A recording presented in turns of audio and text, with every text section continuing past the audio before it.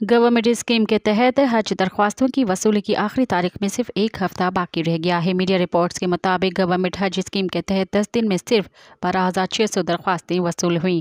Sponsorship scheme के तहत 800 दरख्वास्तें आई हैं। गवर्नमेंट स्कीम का हज कोटा 99,605 है। वजारत मजहबी उमूर के ज़रार ने बताया कि 27 नवंबर से 5 दिसंबर तक 5 दिनों में वसूल होने वाली हज दरख्वास्तों की तादाद मायूस कुन है। स्पॉन्सरशिप स्कीम का कोटा 25,000 मुकर्रर किया गया है।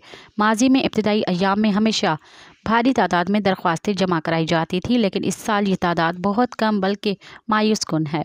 मज़ीद ख़बरन ऐं तफ़सीलात लाइ विज़िट कयो असांजी वेबसाइट www.awamiNewsHD.com ऐं ॾिसंदा रहो अवामी न्यूज़ HD।